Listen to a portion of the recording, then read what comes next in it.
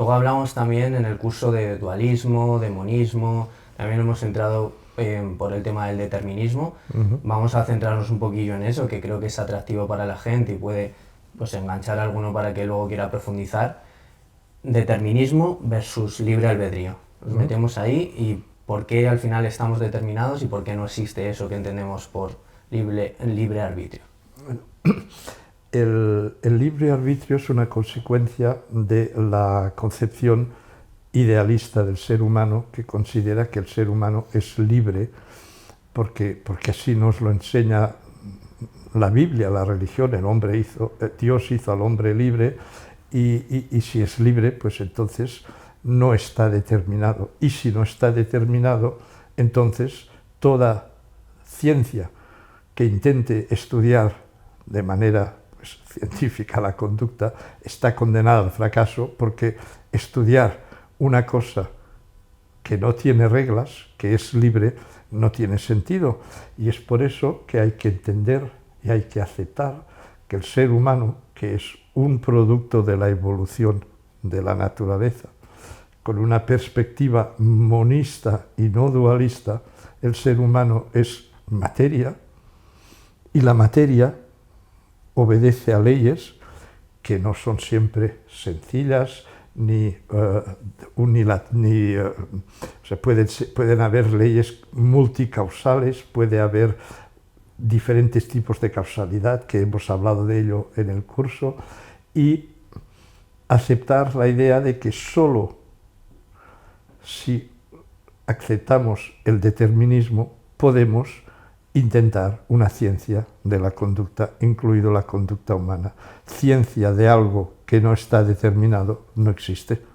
Claro, al final vamos recogiendo una cita que decías en el curso, es que si la conducta humana o el ser humano fuera libre, al final nadie debería estudiar psicología porque no habría nada para estudiar. Claro, eso es. Evidentemente. Y al final pues aquí nos metemos también un poco en esa prepotencia quizá del ser humano, esa arrogancia que nos creemos especiales y que seguimos cayendo pues en concepciones dualistas, etcétera, etcétera. Bueno, pues por ejemplo ahí también nos topamos de lleno con lo que comentabas en el curso del último bastión, esa última frontera a la que se aferra el ser humano, que le hemos ido despojando de al final toda esquirla donde se podía ir aferrando. La ciencia le ha ido robando terreno. Sí, le ha ido haciendo heridas en ese ego, ¿no? Sí. Y que nos queda desde el conductismo, desde la ciencia de la conducta o desde la psicología, como cada uno quiera al final decirlo, despojar al ser humano de esa última esquirla, ¿no? O sea, históricamente, al principio todo estaba dominado por las visiones mítico-religiosas de la naturaleza. La física no era física, era metafísica.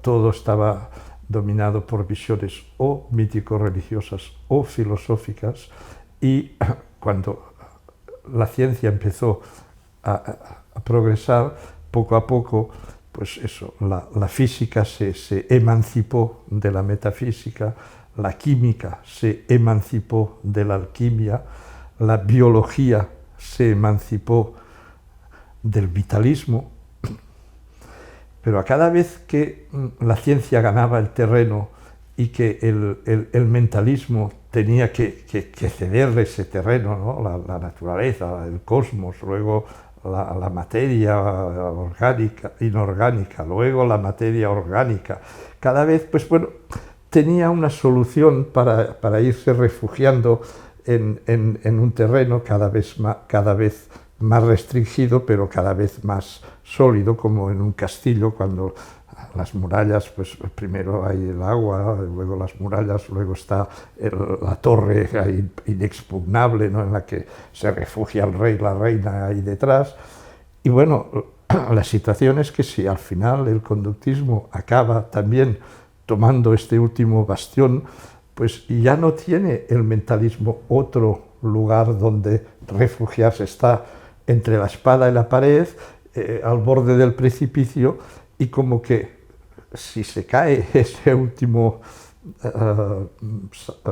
última defensa no hay otra, eso da un vértigo tal que la gente no está dispuesta, no tiene la fuerza suficiente, no tiene la madurez, no tiene la humildad suficiente para dar ese salto y se aferra a las concepciones que se oponen al conductismo, que es otra de las dificultades que tiene el conductismo para imponerse.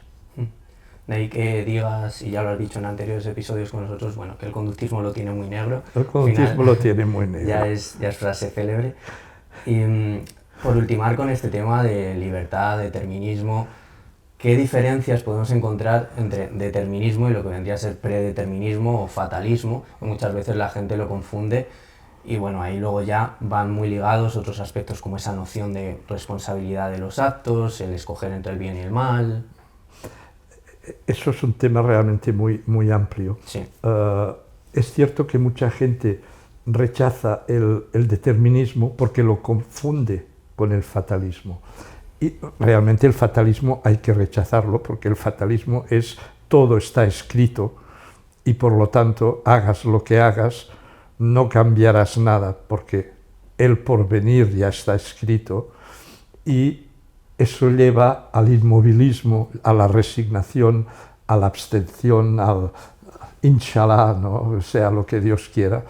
Y eso es todo lo contrario del determinismo. El determinismo no dice hagas lo que hagas, pasará eso.